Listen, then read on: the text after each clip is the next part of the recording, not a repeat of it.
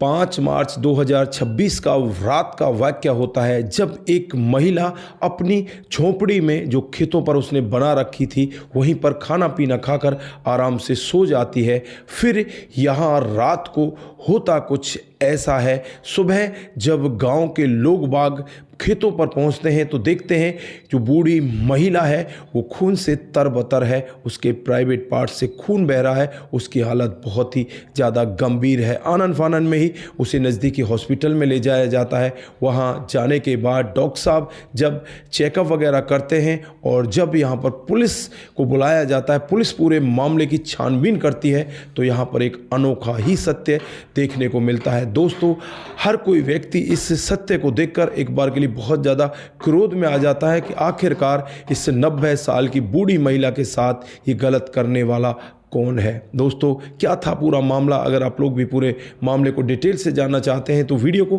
जरा सा भी स्किप ना करें, लास्ट तक वीडियो को जरूर देखिएगा। आगे बढ़ने से पहले हमारी वही रिक्वेस्ट की जो हमारे चैनल के साथ नए हैं, कृपया करके चैनल को फॉलो कर लें, बेल आइकन को जरूर प्रेस करें। नमस्कार, जय हिंद। आप देख रहे हैं APH न्यूज़ राहुल रावत के साथ। दोस्तों, आज की जो हकीकत की घटना आप लोगों को बताने जा रहा हूँ ये मध्य प्रदेश के खंडवा के पुणसा खां गाँव की है।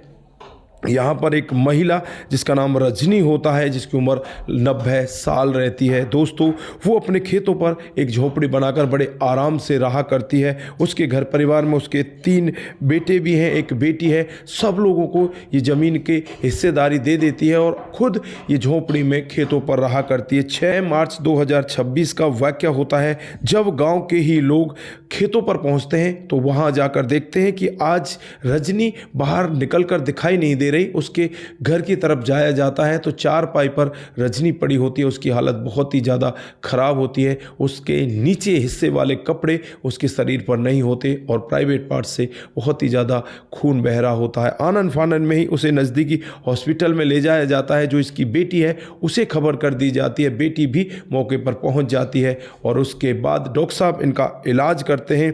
पहले तो इन्हें पूर्णसा के हॉस्पिटल में ले जाया जाता है, लेकिन वहाँ से फिर इन्हें खंडवा के एक सरकारी हॉस्पिटल में ट्रांसफ़र कर दिया जाता है। पुलिस वाले जब इस महिला से पूछने लगते हैं कि तुम्हारे साथ में हुआ क्या है, तुम्हारे साथ ये करने वाले कौन है, ये महिला एक ऐसा सत्य बताती है कि ये कहती है कि 2 मार्च का वाक़या होता है, जब यहाँ पर 4 लड़के जिनके मुंह पर मास्क लगा होता है वो हमारे घर के अंदर घुस जाते हैं। घर में चारों तरफ तोड़फोड़ करने लगते हैं, सामान को इधर उधर फैलाने लगते हैं, लेकिन कहीं भी इन्हें कुछ ऐसा सामान नहीं मिल पाता और मेरे साथ थोड़ी बहुत धक्का मुक्की करके वो यहाँ से चले जाते हैं। मुझे लगता है कि शायद ये कोई लुटेरे थे, इन्हें कुछ यहाँ मिला नहीं तो अभी अपने घर चले गए हैं। मैं चुपचाप किसी को इस बारे में नहीं बताती और अपने घर में रहने लगती हूँ। दोस्तों, उसके बाद 5 मार्च की रात का वाक़या होता है, जब ये चारों के मंसूबे दोबारा से बदल जाते हैं और चारों यहाँ पर इसके उसी घर में पहुँच जाते हैं जहाँ पर ये बुढ़िया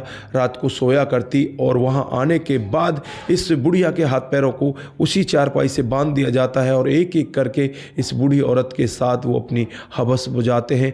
यहाँ पर वो गंदा काम करते हैं, अपना मुँह काला करते हैं और उसके बाद यहीं पर आटा गूंदते हैं और आटा गूंदने के बाद कुछ पराठे वगैरह भी बनाते हैं। उन्हें खाने के बाद फिर यहाँ से ये सुबह सुबह जाने लगते हैं। ये लोग सोचते हैं कि क्यों ना इस बूढ़ी औरत को कुएं में डालकर चले जाएं। फिर यहाँ पर इस चारपाई को उठाकर ये चलने लगते हैं, लेकिन वहीं पर जो गांव के किसान और होते हैं वो इनके सामने दिख जाते हैं तो ये वहाँ से चुपचाप भाग जाते हैं। दोस्तों, अब यहाँ पर पुलिस पूछने लगती है कि क्या उनमें से तुम किसी के नाम को जानती हो, क्या किसी का चेहरा तुम्हारे पहचान में आया है? तो वो कहती है कि मुझे किसी का चेहरा तो पहचान में नहीं आया, लेकिन मुझे यहाँ पर एक नाम सुनाई दिया था, राजेश उनमें से एक का नाम था। और बाकी लोग फिर यही कहते हैं कि इस नाम को दोबारा मत लो, नहीं तो किसी को पता चल जाएगा। अब राजेश के बारे में पुलिस जाँच पड़ताल करने लगती है तो राजेश गाँव का ही एक लड़का होता है जिसकी उम्र 22 से 23 साल होती है। जब उसकी लास्ट लोकेशन, कॉल डिटेल, सारा कुछ खंगाला जाता है तो पता चलता है 5 तारीख की रात को उसकी लास्ट लोकेशन यहीं पर थी।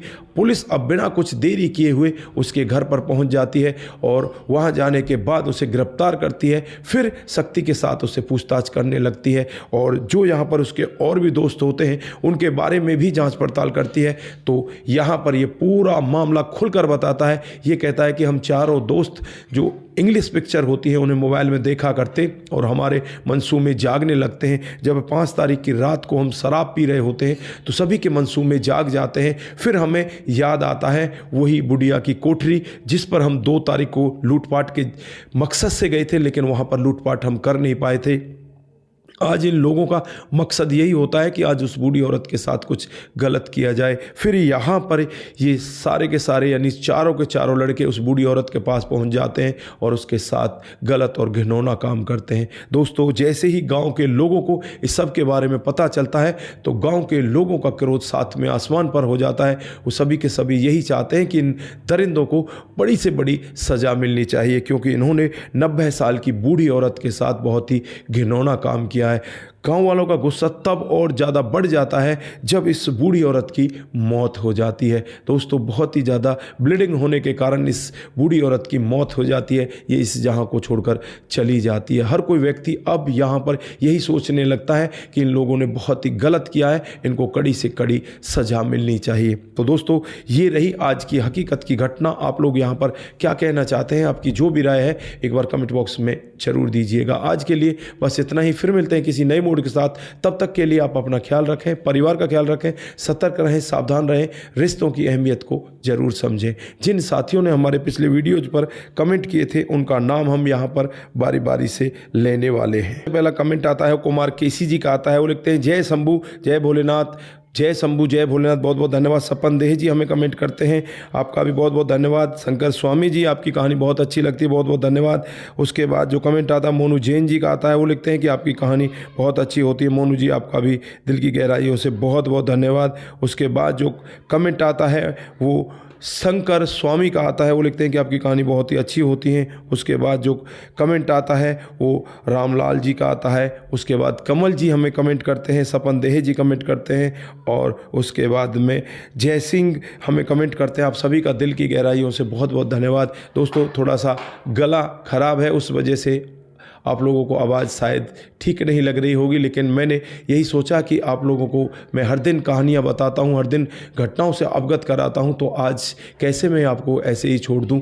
आज भी मैं आपके लिए एक कहानी ज़रूर लेकर आया हूँ। तो दोस्तों, अपना ख्याल ज़रूर रखें, अपने दोस्तों का ख्याल रखें, रिश्तेदारों का ख्याल रखें, अपने आसपास के लोगों का ख्याल रखें, सतर्क रहें, सावधान रहें, रिश्तों की अहमियत को ज़रूर समझें। नमस्कार, जय हिंद, जय भारत।